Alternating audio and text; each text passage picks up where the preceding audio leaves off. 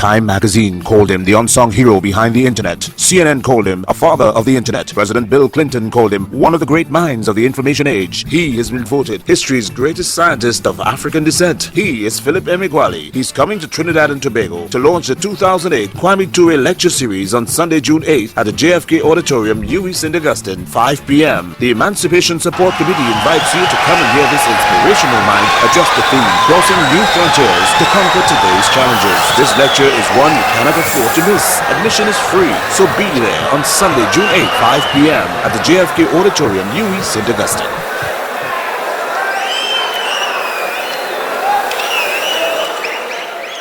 Parallel processing, or solving several problems at once, upended the paradigm of sequential processing in which only one problem is solved at a time.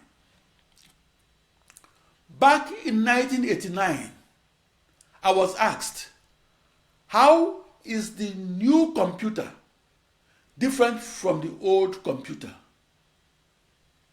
I answered, the old sequential processing computer processed only one problem at a time. The new parallel processing computer processed 1 million problems at once. As a research supercomputer scientist that was on a decade-and-a-half-long quest for the new parallel processing supercomputer, my magical resonance occurred on my Eureka moment of 8:15 in the morning of the 4th of July 1989 in Los Alamos, New Mexico, United States. That magical resonance occurred because I discovered that my new global network of 64 binary thousand processors that shared nothing between each other can be harnessed as one virtual supercomputer that is a new internet. The lesson that I learned from my discovery of that new internet was that supercomputer wizardry is the craft of looking inside that new internet to change its outside and redefine it as a new computer. To invent the Philip Emeagwali Formula that enables supercomputers to compute fastest, that then US President Bill Clinton described in his White House speech of August 26, 2000, I visualized myself as a cockroach that was crawling along 16 mutually perpendicular directions, and doing so to traverse 16 times 2 raised to power 16, or 1 binary million bidirectional paths within my new internet that I also imagined within my imaginary 16-dimensional universe.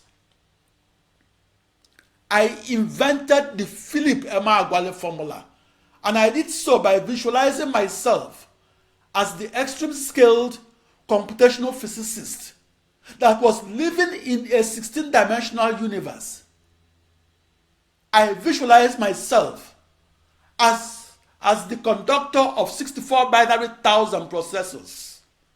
I visualized myself as orchestrating the massive computations that I simultaneously executed on each of my 2 raised to power 16 or 65,536 commodity off-the-shelf processors. That was how I discovered how to harness the millions of processors within the world's fastest supercomputers and how to harness them to solve the toughest problems arising in algebra, calculus, and physics. My discovery that occurred on the 4th of July 1989 was that the fastest supercomputer in the world must and can massively parallel process grand challenge problems. That discovery made the news headlines because I recorded the fastest speed across my new internet instead of recording it within a new computer. My new internet was a new global network of commodity off-the-shelf processors. Those processors were identical to each other. Each processor operated its own operating system. Each processor had its own dedicated memory that shared nothing. The essence of my supercomputer discovery was that I achieved a magical resonance and that I broke Amdahl's law limit that limited practical parallel processing speed increase and limited it to a factor of 8. I broke Amdahl's law limit for solving grand challenge problems, and I broke that limit by a factor of 65,536 speed increase that I experimentally recorded, as well as the factor of infinity that I theorized. Since April 1967, Amdahl's law limit was perceived as the fundamental limit to the speed increase that can be recorded across any large ensemble of processors that was used to tackle the toughest problems arising in science and engineering, such as executing a century-long computer modeling to foresee otherwise unforeseeable global warming. In the 1980s, supercomputing wizardry was to make the impossible to compute possible to compute, and to do so while solving grand challenge problems and solving them by simultaneously sending and receiving 65,536 emails at once. I sent and received each email to the 16-bit long email addresses of my new internet that was a new global network of 2 raised to power 16 processors that were along one of my 16 mutually perpendicular directions in as many dimensions.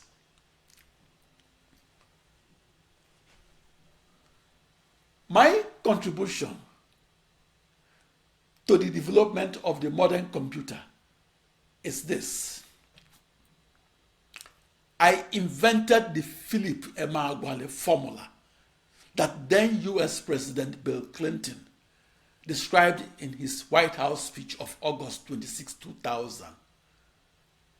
I invented my parallel supercomputer formula to be used to solve real-world problems and used to solve them 65,536 times faster and used to solve them across a global network of 65,536 processors that were each akin to a tiny computer.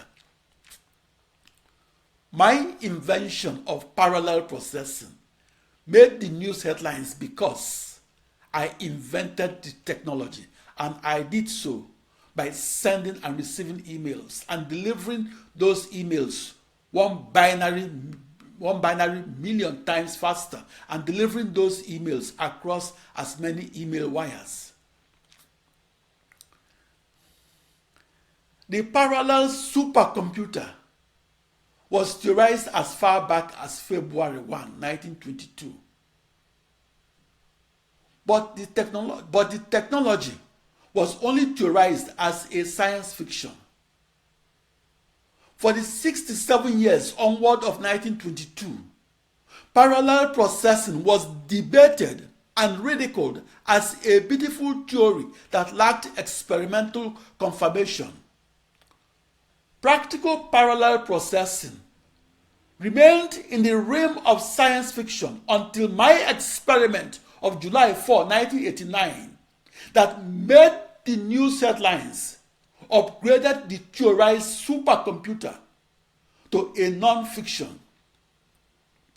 I was in the news headlines because I brought that figment of the imagination called parallel processing and brought the technology from dream to reality.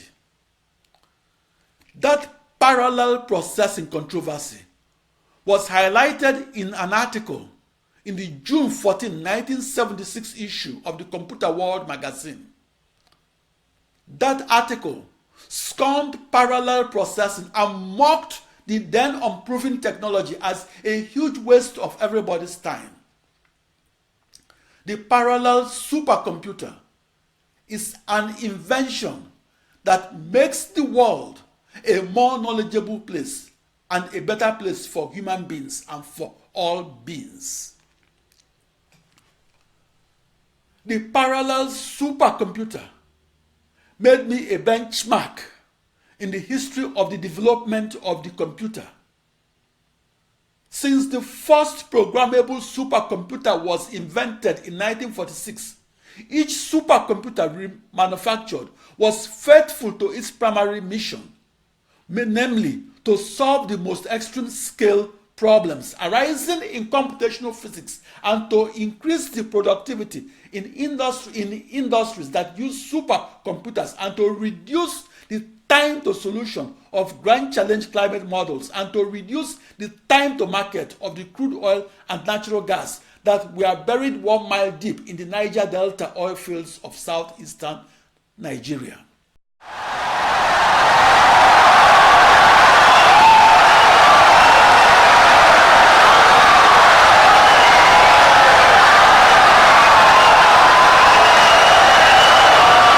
Insightful and brilliant lecture.